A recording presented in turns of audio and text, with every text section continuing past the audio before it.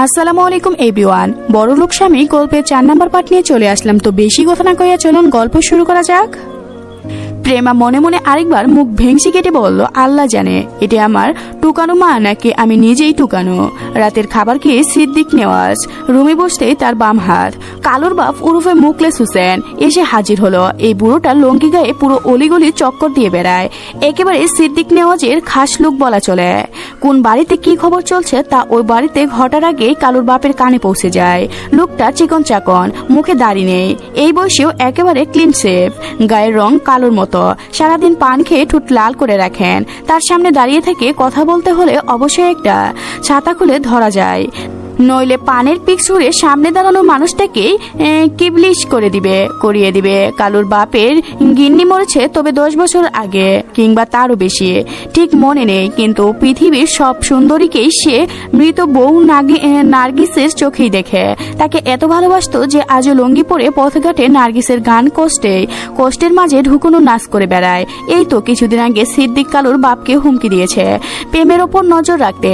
নাতিনকে যদি একবার হাতে নাতে না কোনো মেয়ের সঙ্গে কথা বলতে দেখা যায় তাহলে সঙ্গে সঙ্গে কট দিয়ে বিয়ে পড়িয়ে দিবে। সিদ্দিক নাতিনকে দেখিয়ে দিবে সে যদি ডালে চলে সে চলে দাদুও পাতায় চলে। কালুর বাপ ঠিক করেছে আগামীকাল ভার্সিটিতে যাবে। এবার হাতে নাতে নেওয়াজ বাড়ির ছেলেকে না ধরতে পারলে সে নিজেও নার্গিসের গানে নাচা শুরু করে দিবে। সারা রাত তিশা ঘুম আসেনি। বারবার ওই গলির যেই ছেলেটা তাকে সাহায্য করতে এগিয়ে এসেছিল তাকেই মনে পড়ছে। তিশা ভেবেছিল ওই হিন্দু গানটা হয়তো মেয়েটা মনে হয় বেজে উঠেছে, কিন্তু বাজলো পাশ দিয়ে আওয়াজের ব্যক্তির ফোনে।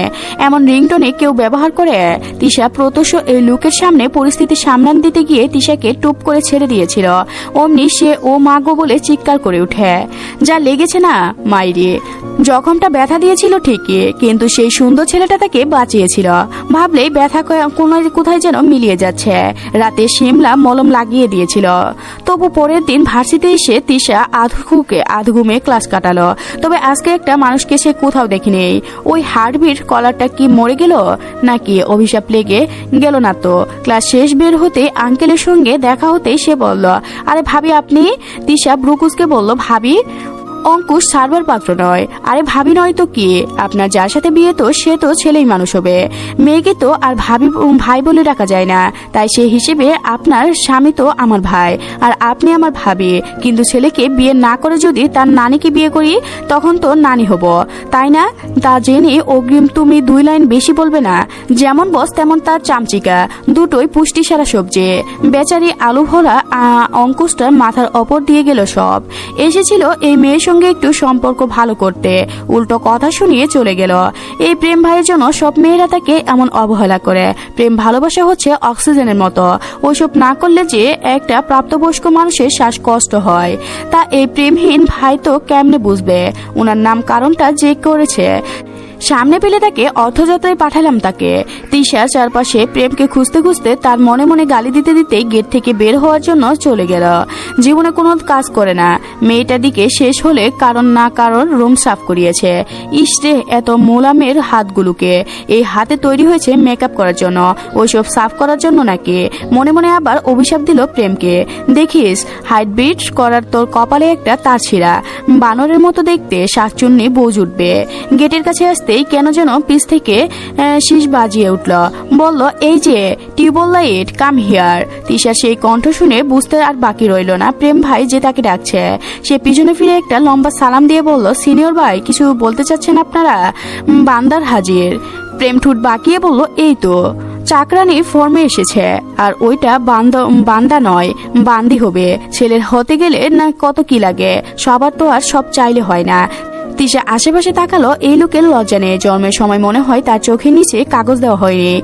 তিশা চলে যাওয়ার জন্য পা বাড়াতে প্রেম বাইকের ওপর থেকে নেমে তার ওন্না টেনে ধরতে তিশা খেপে বলল, কোন হনুমান রে আমার ওন্না ধরে টানাটানি করছিস? ভার্সিটির সবারই সামনে। তখন সবাই অবাক, এত মানুষের সামনে এই মেয়ে আমাকে প্রেমকে হনুমান বলল এমন ডাইরেক্টলি।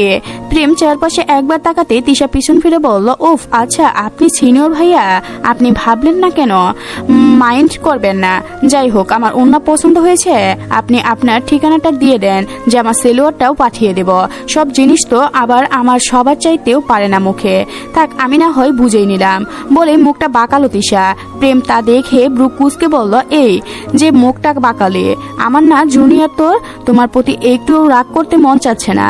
তিশা চোখ দুটো সর করে জিজ্ঞাসা করলো, কেন? কারণ প্রতিবন্ধীর মুখ তো বাঁকাই হয়, ওদের ওপর রাগ করলে আল্লাহ পাপ দিবে। তিশার মেজাজ তখন আরো খারাপ হলো। সে শিমলা টেনে কাছে এসে বলল, শালি ভাড়া সার্ভিসকে কল দে, গায়ে আমার আগুন ধরেছে। প্রেম বাঁকা হেসে চোখ রুদ্র চশমা লাগিয়ে অঙ্কুশকে বলল, শালা খাটি টিপ্পার ডরিয়ান, আগুনে একটু ঘি ডালে। তিশা মুখ বাঁকিয়ে যেতে পিছন থেকে আবারও প্রেমের ডাক হলো, সেই দিনের চুমুটা কিন্তু পাওয়া জুনিয়র। তিশা মনে মনে তিতে উঠল, এই খচ্চর লোক এখনো সেই কথা ভুলেনি। কত বড় লুচ্চা ভাবা যায়। তিশা কি করবে না কি করবে ভাবতে ভাবতে গাছের কোণে খেলতে থাকা ছোট্ট কুকুরছানাগুলো খেয়ে খেয়ে করে উঠে। মাথায় তার বুদ্ধি চলে আসে। সে মনে মনে বলে, কুকুরের আম্মা যান মনে হয় লাঞ্চ করতে গিয়েছে, যাই এই সুযোগে ছানাপোনাদের সঙ্গে মিট করে আসা যাক। প্রেম আবারও বলে উঠল, কি হয়েছে, দাও চুমুটা।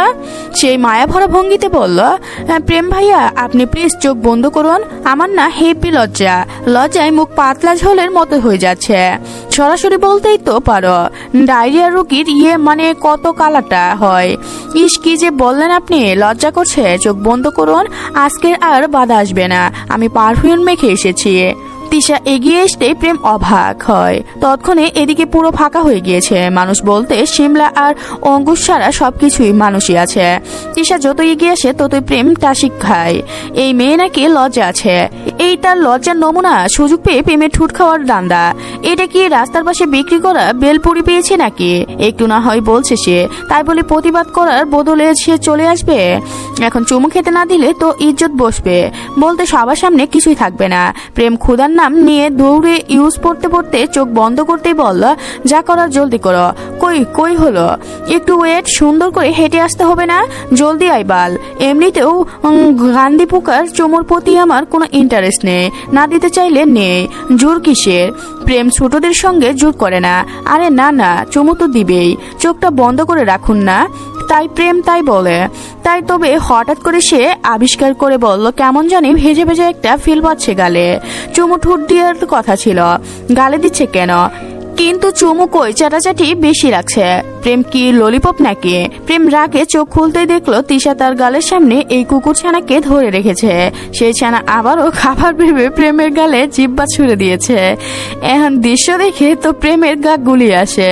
সে রিয়াকশন দেওয়ার আগে অঙ্কুশ ঠোঁট চেপিয়ে এসে ঘান ধরল। আহা কি ছোঁয়া, নিশিদিন শিহরণে কাটে এ বেলা। বটগাছটার সঙ্গে বেঁধে রাখা হয়েছে তিশাকে। আজকে না জানি তার কপালে কি লেখা আছে। ভার্সিটি আসতে না আসতেই একটা মগা ছেলের সঙ্গে শত্রুতা বেঁধে গেল। গাছের সঙ্গে সে একা বাঁধা অবস্থায় নেই, বরং অঙ্কুশকেও বেঁধে রাখা হয়েছে। প্রেম তাকে লঙ্গি পরিয়ে নিচে পিঁপড়া ছেড়ে দিয়েছে, তাও সে যে পিঁপড়া নয়, একেবারে বিষ পিঁপড়া। বেচারির সামনে চুলকাচ্ছে, কিন্তু সে চুলকাতে পারছে না, হাত বেঁধে রাখা। এত বড় শাস্তি তো ইংরেজরাও সিদ্দিকওয়ালাকে দেয়নি। অঙ্কুশ কাদু কাদু করে বলল, কই দেখি। সঙ্গে সঙ্গে অঙ্কুশ বলে উঠল, নাউজুবিল্লাহ, পুরুষ বলে কি আমার কোনো পুরুষত্ব নেই? দেখুন, এসব আমার বইয়ের জন্য তোলা রাখা, কাউকে দেখাতে পারবো না। কিন্তু আমার সঙ্গে প্রেম করলো অন্যায় বিষয়, দেখতে হলে করতে হবে, মানে প্রেম। তিশা মুখ বেঞ্চি কেটে বলল, আসছে আমার পুরো ধনালা চাটনি, আমার ওই প্রেম টেম করি না, একেবারে ভালোবাসি। প্রেম সঙ্গে সঙ্গে তিশাকে একটা ধমক দিয়ে বলল, ওকে তো পিঁপড়ার কামড় খাইয়েছি, আর বুঝিস সাপের কামড় চাই। এখন বল তোমাকে কোন সরস্তে শাস্তি দেব? তিশা গলা উঁচু করে নির্ভর ভঙ্গিতে বলল, দেন, যেটা মন চাতে সেটাই দেন। প্রেম কাছে গিয়ে সে বলল, লিপ ফিলার করবে? টাকা দেন করি। ওকে ঠিক আছে বলে প্রেম পকেট থেকে একটা সিসি বের করলো। একটু আগে ছেলেটাকে যে সিসিটা আনিয়েছে। তিশা প্রেমকে বলল, এই প্রেম ভাই, এখানে অনেক গরম, ঘামিয়ে যাচ্ছে, একটু বাতাসের ব্যবস্থা করেন। আরাম আড্ডা করবো তোমার জন্য শালি, বেশি কথা বলিস তুই। এই আড্ডার আমার সিদ্ধান্ত করে নিয়েছে, বুঝেই তো, ডাইটে আছি। প্রেম ভুরু কুঁচকে বলল, তার নমুনা তো দেখতেই পাচ্ছি, খাসি একটা। তিশা তির্যক হাসি দিয়ে বলল, খাসি চিনেন? কেটে ফেলা ছাগলকে খাসি বলে। এখন বলুন, এখানে খাসি কে, আপনি নাকি আমি? আমি কোনো খাসি না। ও মা, তাই নাকি? তিশা পাশে বাঁধা অঙ্কুশ ধীর কণ্ঠে জিজ্ঞাসা করলো, এত বড় ছেলের খুনা করা হয়নি? কি লজ্জার বিষয়, তুলুন তো। তিশা ফির প্রেমের দিকে তাকিয়ে বলল, চিন্তা নেই মাইরা। আর ওর সামনে গাছটায় একটা খন্নার বিজ্ঞাপন দেওয়া, আমি আপনার হয়ে কথা বলে আসবো, একেবারে জব্বার সার্ভিস দিবে। তুই আগে সার্ভিস নি ট্যাবলেট। আর আমি কি করেছি কি করিনি সেটা জানতে হবে না তোকে। যেদিন ধরবো না সেদিন বুঝবি খাসি আর পাঠা কাকে বলে।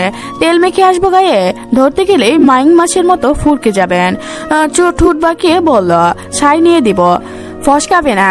তিশা চুপসে যায়, আর তার এখনো ভাল লাগছে না। এদিকে সিমরাটা সেই কখন থেকে প্রেমটাকে রিকোয়েস্ট করেছে তিশাকে ছেড়ে দেওয়ার জন্য। প্রেম চোখ গরম করে জানিয়েছে আরেকবার মুখ থেকে সাউন্ড বের হলে তাকেও নাকি বাঁধবে। তাই ভয়ে ভয়ে মেয়েটি আপত্তি চুপসে যায়। এই ভাই, ওই মোর সিনিয়র ভাইয়া ঠ্যাং ব্যথা হয়ে গিয়েছে তো, এবার সারণ ধরলাম কই। প্রেম ধীরে ধীরে এগিয়ে এসে তিশার সামনে এসে সিসিটা ধরতে তিশা বলল, এটা কি তোর বাল? প্রেম গম্ভীর গলায় বলল, আরে প্রেম ভাই একটা হেভি মাল, তোমার গায়ে থাপ্পড় মেরে লাল করে দেব। তিশা ঠোঁট বাঁকিয়ে ভেঙচি কাটতে যাবে, তার আগে প্রেম সিসি খুলে সেখান থেকে মধু বের করে বলল, মধু খা শালি, তারপর যদি মুখের ভাষা মধুময় হয়, সিনিয়রদের সঙ্গে কেমন করে কথা বলতে হয় তা শিখে নিস। আপনিও তো জুনিয়র সঙ্গে ভালো করে কথা বললেন না, তাদেরকে ভালোবাসলেন না। হল রুমে দেখা কারো ট্যাবলেট ভালোবাসা দিবেন, ঝুলা ভর্তি করে নেবেন। যাব না, আপনি কাজ করার খালি। আর করব না, জাস্ট অঙ্কুশের 7 মাস না ধুয়ে জাঙ্গেটা একবার ধুয়ে দিলেই হবে। সে কথা শুনে অঙ্কুশ ফের বলে উঠল, ভাই এসব না বলে মেয়ে ফেললেই তো পারবি আমায়।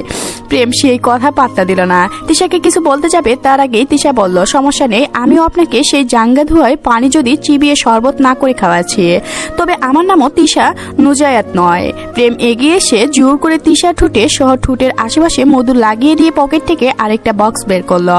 তিশা সেখান থেকে তাকাতেই ভয়ে চিৎকার করে উঠল, এ মা, মৌমাছি!